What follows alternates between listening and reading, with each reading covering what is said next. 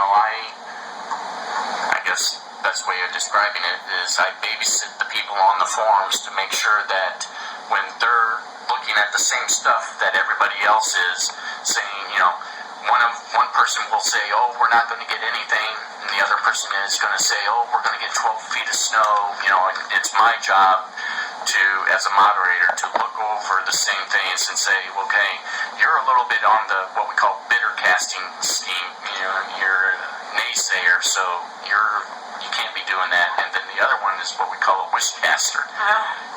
You're wishing for the worst thing to happen. And, I have to let them know that, you're going a little extreme in that, too, also. So, Joe, you're going to have to explain what a storm spotter is because, well, I don't think many people have a clue. Wow. Yeah, storm spotting is basically the easiest way to describe it is boots on the ground for the National Weather Service.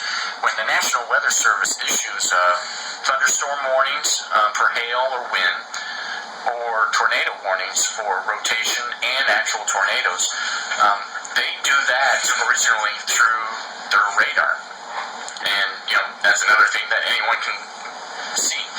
Now, the radar will show them that the conditions are favorable for either large hail, extreme winds, or tornado rotation. And then the storm spotters, being the boots on the ground, will call in to the National Weather Service, their local National Weather Service office, and tell them, this is what I see. Here's where I'm at. And, they have classes during the spring here in central Missouri. I wish they would have one in the fall for winter, because winter's, the Groundhog Day blizzard, I'll just put it that way. That was, fun for me, because being a storm spotter, I was outside in that blizzard taking snow depth with my tape measure. I was going outside with my tape measure, taking 5 and 6 measurements to make sure that I wasn't seeing things when I would see the night. I called in 19 inches of snow that day. And so, I encourage everyone to contact your National Weather Service office. Here is nws.gov, and then you click on the St. Louis area, and like I said, during the spring, keep an eye on they'll post the scheduling for the spotters classing. So I encourage everyone to do that, because if you have any interest in weather, that's a great way to start. Do you have a favorite weather or a favorite storm that you spotted, or favorite, instance in relating to the weather? Yes, I'm also a storm chaser. Yes, storm chaser. And my favorite, without a doubt, would be April 14th of 2012. I went and chased a storm in central Kansas, and a friend of mine from St. Louis and I went out. We originally, what we do is called played the warm front. There was a warm front stretching along northern Kansas around US 36, and a lot of times what happens is a storm will get caught in the warm front, and it will get a lot of rotation and develop tornadoes along that warm front. In fact, the tornado that hit St. Louis Lambert Airport, if you might not remember, but it developed in California, Missouri. And it kept trying to drop a tornado in Ashland and Fulton and all along the way to St. Louis. And what it did is it found that warm frontal boundary, and it got caught in it, and it just traveled straight east along that boundary, and that helped induce the tornado.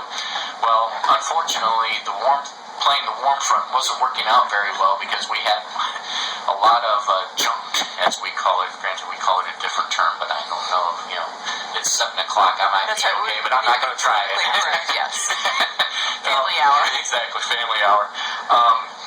Where we had a lot of low clouds, and we were just, this isn't going to work out. And so we stopped at a place and looked at the weather conditions, both to the east and to the south, and we saw that we could go east along the warm front and take a chance. We might grab one tornado, but there was a dry line just west of Goodland, Kansas, and it was, as we call, starting to pop. The thunderstorms were starting to get going, and we were roughly an hour and a half away.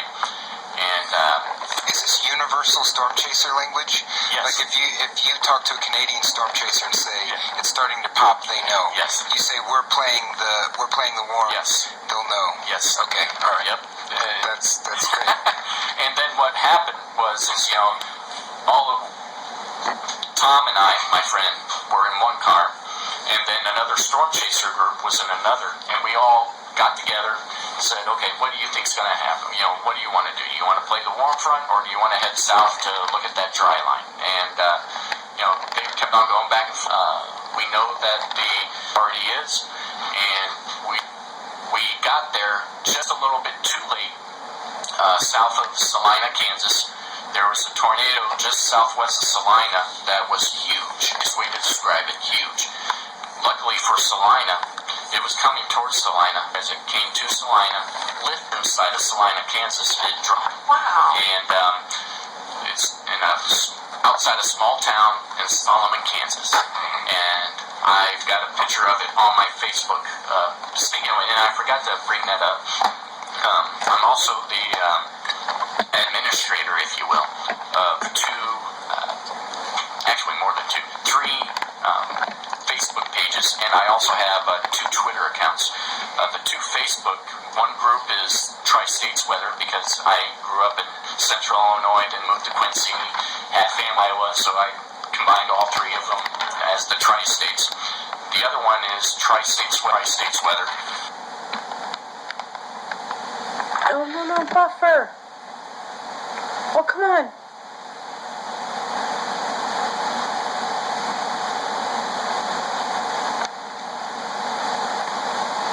And then also administer the KOPN, my page, Tri-States Weather page to find it, because I've posted so many pictures. The Tri-States Weather actually has it right there. So that would be my favorite event. Okay. Easily. Yeah. Okay. It's nice that I guess all of the events are recorded on these pages. I mean, because you take pictures of them.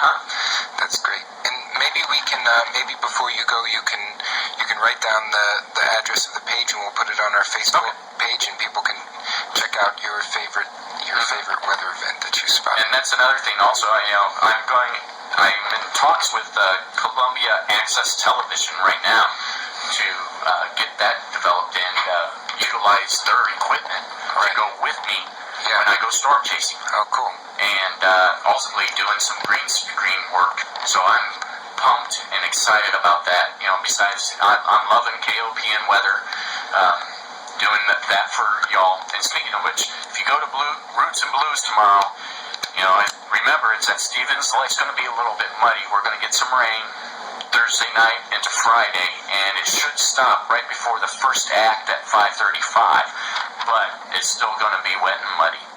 So keep that in mind if you're going to Roots and Blues tomorrow at Stevens there in Columbia. Now, Joe, when we first started talking, which has been a few weeks, you were thinking that we might have an early frost. You've changed your mind on that. Can you just kind of tell us what the progression of your thinking has been on that? Well, the reason why is because the National Weather Service the National Weather Service in Des Moines, Iowa, put out what we call an analog. They compared summers that had a late heat wave in late August, early September, Okay. and the correlation to a early frost in late September. So a pattern Exactly. that was established Yes, through ma'am. many generations. Exactly. Maybe, Yeah. And 100 then years or something. Exactly. Yeah. And then what they did is they took they took that many years of analogs, if you will, and compared it to what the late September would be. And they said, they didn't say it was going to be a 100% probability, Sure, yeah. but they said, it has a history of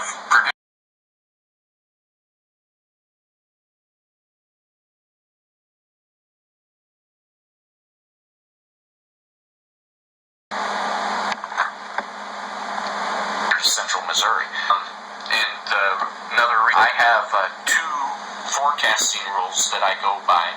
One of them is called the Bering Sea Rule, and the other is called the Typhoon Rule. The Bering Sea Rule states that whatever weather is happening in the Bering Sea between Alaska and Russia will teleconnect, as we say, to what will happen in the eastern United States 2.5 to 3 weeks later. Okay, so do you know what's going on there now? Yes. Okay, what's going on there? Right now there's a volatile weather pattern going on in the Bering Sea. There's been a lot of troughs or cold fronts moving through, and then also a lot of ridging. So it keeps on going back and forth. And we are, as I was telling you earlier, right now we are having the lowest number of tornadoes for inflation rates ever. And the spring was very dry, if you will, for us storm chasers. And right now, looking at the weather pattern, it could get into a fairly decent severe weather setup because of the volatile pattern that we're going through. We're having troughs come into the western United States, and when that trough then develops a storm system moving east, you'll have severe weather associated with. During the spring, we didn't have the moisture to help out, but during the fall, right now, we're having multiple tropical systems coming through the Baja of California, and then also Bay of Campeche off of Mexico, and that's helping to produce a lot of moisture into our area, which, by the way, will help also the farmers. Right now, parts of northeast Missouri are in severe drought. Northeast. Yes, northeast, just outside of our listening area, from what I understand. But central Missouri, even though we're not in a severe drought, we are in a drought pattern right now. So the little rain that we will get from this volatile weather pattern will help out a little bit. It's not as bad as it was last year. However, it's still going to make an impact on the farmers around here. Wow. Interesting. Okay, so the Bering Straits are having troughs and turbulence right now, and in 2.5 to 3 weeks, we'll be seeing that on the east coast? No. East of the Rockies. That's the easiest way of putting it. East of the Rockies. Okay, so here. Yes. Oh. And then the typhoon rule is another rule that we go by is whatever weather is happening in the Eastern Asia area, Japan, Manchuria, Korea, and in between there, will affect the eastern United States in 6 to 10 days. So what I do is I keep track of what the weather is in the Bering Sea, and then when it gets close to 6 to 10 days to when that was supposed to happen, I then go to the typhoon rule to see if it's still on track. I see. And then another thing that I use, is the Lezak reoccurring cycle, the LRC. It's along the same lines as those, and it basically states that the weather is fluid and it comes back on multiple occasions, multiple cycles during the year. And we look at that, correlate it with the Bering Sea rule and the typhoon rule, and come up with, we're going to have a cold period or a hot period based on all three of those teleconnections and rules, if you will. So just tell us, we're just about out of time, what is the winter going to be like this year? Like I've already seen so many winter predictions thrown out there. Okay. I know that there are diehard Farmer Almanac sympathizers, if you will. There's actually two different Farmer Almanacs. Which is the better? To be honest, I don't follow either. Okay.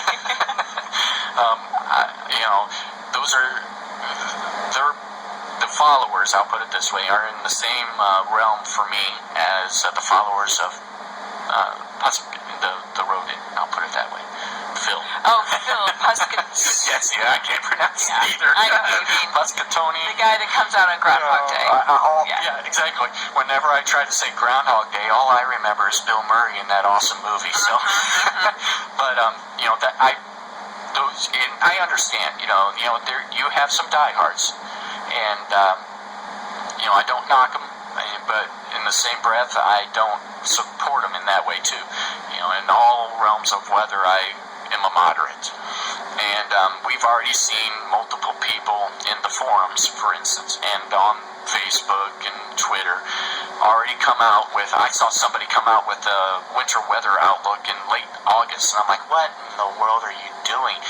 The fall forecast hasn't even been put out for, certain areas of the countries, and you're putting out a winter forecast. Come on now, let's get real about this. Okay, so you don't want to predict that far in I don't advance. look into, exactly. Okay.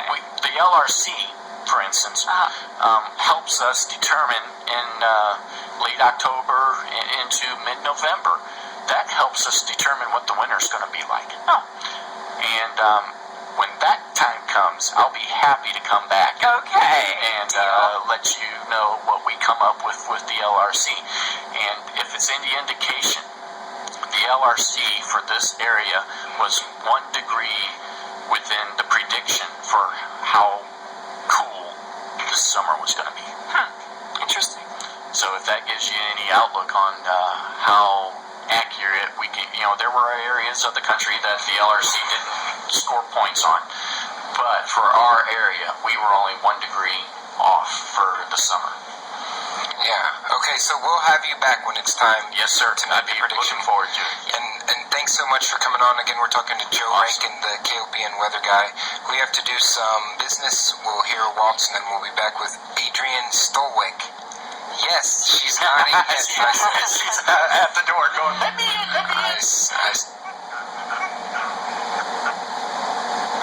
Missouri source for in-depth news, diverse talk, and music of the world. It's more than radio, it's community radio on the web at KOPN.org.